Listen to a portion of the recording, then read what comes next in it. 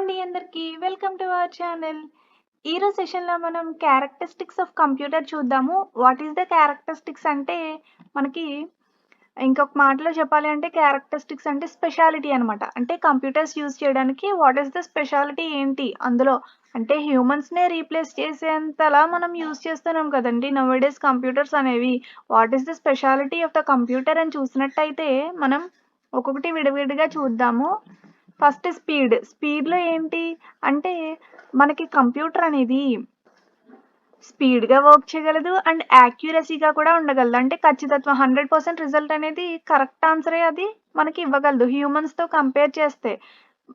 Mathematical కాలిక్యులేషన్స్‌ని perform చేసినప్పుడు గానీ, result అనేది మనకి యాక్యురసీగా ఉంటుంది. స్పీడ్ ఎంతైతే ఫాస్ట్‌గా చేస్తుందో అంతే కరెక్ట్‌గా ఆన్సర్ మనకి ఇస్తుందనమాట కంప్యూటర్స్ అనేవి.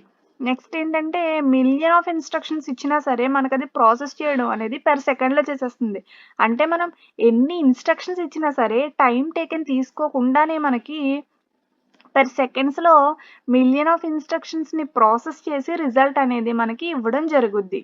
నెక్స్ట్ ఏంటి అనంటే మనం ఎన్ని ఆపరేషన్స్ ఇచ్చినా డిఫరెంట్ ఆపరేషన్స్ ఇచ్చినా సరే అది మైక్రో సెకండ్స్ గానీ, నానో సెకండ్స్‌లో మనకి రిజల్ట్ అనేది ఇచ్చేస్తుంది. టైం ఎక్కువ తీసుకొని వర్క్ అనేది చేయదనమాట. నెక్స్ట్ స్పీడ్‌కి సంబంధించిన క్యారెక్టరిస్టిక్స్ అయితే ఇదండి. నెక్స్ట్ వచ్చేసి యాక్యురసీ. యాక్యురసీలో ఏంటి అనంటే మనం ఇందాకే చెప్పుకున్నట్టు ఎలాంటి క్యాలిక్యులేషన్స్‌ని పెర్ఫార్మ్ చేసినా సరే 100% యాక్యురసీ అనేది కంప్యూటర్స్‌లో ఉంటుంది. నెక్స్ట్ ఎర్రర్స్ అనేవి వస్తాయి. ఎప్పుడు డేటా అనేది ఇన్‌కన్సిస్టెంట్ అయితే మనం ఇచ్చిన ఇన్‌పుట్ డేటా అనేది తప్పుగా ఇచ్చామనుకోండి, అలాంటి టైంలో మనకి ఎర్రర్స్ అనేవి వస్తాయి. కానీ మనం కరెక్ట్ ఇన్‌పుట్ ఇచ్చామనుకోండి రిజల్ట్ కూడా కరెక్ట్‌గానే వస్తుందనమాట మనకి. నెక్స్ట్ వచ్చేసి డెలిజెన్స్. ఇదేంటి అంటే మనకి మిలియన్ ఆఫ్ టాస్క్స్ ఇస్తాం కాలిక్యులేషన్స్ చేయడం కోసం కంప్యూటర్‌కి. ఎన్ని కాలిక్యులేషన్స్ ఇచ్చినా సరే సేమ్ కన్సిస్టెన్సీగా, సేమ్ యాక్యురసీ అంటే ఇప్పుడు మార్నింగ్ నుంచి మనం ఆఫ్టర్‌నూన్ వరకు సేమ్ ఎన్నైతే కావాలనుకుంటున్నామో అన్ని కాలిక్యులేషన్స్ మనకి ఇచ్చేసామనుకోండి. మిలియన్ ఆఫ్ టాస్క్స్ ఇచ్చేసాం పెర్ఫార్మ్ చేయమని చెప్పి. మనకి ఏ టైం వరకు అయినా సరే కన్సిస్టెన్సీలో చేంజ్ ఉండదు అండ్ యాక్యురసీలో కూడా చేంజ్ ఉండదు. అదనమాట డెలిజియన్స్ అంటే. అంటే ఇది ఎలాంటి టైప్ ఆఫ్ అంటే నాకు అలసటగా ఉంది, ఫ్యాటిగ్ గాని అలా ఏం ఫీల్ అవ్వదనమాట. ఎన్ని కాలిక్యులేషన్స్ ఇచ్చినా సరే ఓపికగా కన్సిస్టెన్సీగానే ఉంటుంది అండ్ రిజల్ట్ కూడా మనకి యాక్యురసీగానే ఉంటుంది అని చెప్తాం. ఇదేంటంటే హ్యూమన్స్‌తో కంపేర్ చేస్తే మనకైతే కొంచెం ఎక్కువ సేపు వర్క్ చేసినప్పటికి అయ్యో! అలసట వచ్చేస్తూ ఉంటుంది. బట్ కంప్యూటర్స్‌కి అట్లా కాదు కదండీ. మనం ఎన్ని ఇన్‌స్ట్రక్షన్స్ ఇచ్చినా, ఎన్ని టాస్క్‌లు ఇచ్చినా అది పెర్ఫార్మ్ చేస్తూనే ఉంటుంది. కానీ ఆగిపోవడం గానీ, కొంచెం సేపు రెస్ట్ కావాలి ఆగిపోవడం గానీ, కొంచెం సేపు రెస్ట్ కావాలి అనుకోవడం గానీ, అలాంటిదేమీ ఉండదనమాట. Next versatility.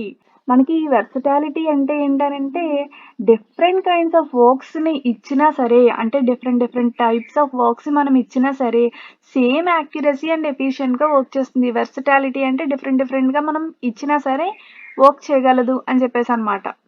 ఆల్ రౌండర్ అని చెప్తాం. ఇంకొకలా చెప్పాలి అంటే వెర్సటాలిటీ అంటే ఆల్ రౌండర్‌గా వర్క్ చేస్తుంది అని చెప్పి కంప్యూటర్స్. Next reliability. ఈ రిలయబిలిటీ ఏంటంటే కంప్యూటర్ రిలయబుల్‌గా ఉంటుంది. అంటే అవుట్‌పుట్ రిజల్ట్స్ అనేవి వేరుగా ఉండవనమాట. అంటే మనం ఇన్‌పుట్ ఎన్ని సార్లు ఇచ్చినా సరే ఫర్ ఎగ్జాంపుల్ 2+3 ఇచ్చామనుకోండి. ఇది ఈజీ కాలిక్యులేషనే బట్ మనం తెలియడం కోసం చెప్తున్నాను. 2+3 ఇచ్చామనుకోండి. ఒకసారి 5 అని రిజల్ట్ ఇచ్చింది.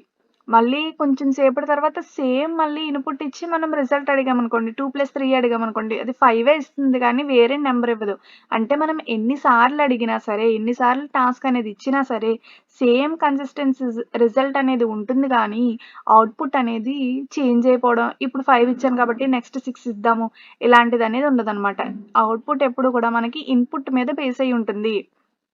కాబట్టి సిమిలర్ సెట్ ఆఫ్ డేటా ఇచ్చినప్పుడు కన్సిస్టెన్సీ రిజల్ట్ అనేది కూడా సిమిలర్‌గానే ఉంటుంది. సేమ్ రిలయబుల్ అంటే అదండి. నెక్స్ట్ వచ్చేసి ఆటోమేషన్ అండి.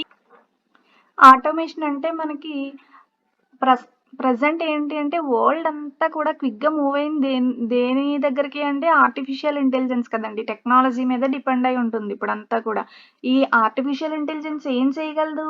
ఎగ్జిక్యూషన్ అనేది జాబ్స్ ఏమైతే ఇస్తామో ప్రాసెస్ ఆటోమేటిక్‌గా అది ఎగ్జిక్యూటింగ్ అనేది జరిగిపోతుంది. అంటే 1000 ఆఫ్ వర్కర్స్‌ని రీప్లేస్ చేసేంతలా మనకి సిస్టమ్ అనేది నౌ-ఎ-డేస్ వచ్చేసిందండి. అది ఆటోమేషన్ అనమాట. ఆటోమేటిక్‌గా మనకి టాస్క్స్ అనేవి పెర్ఫార్మ్ చేస్తది. మనం ఇచ్చిన జాబ్స్‌ని బట్టి.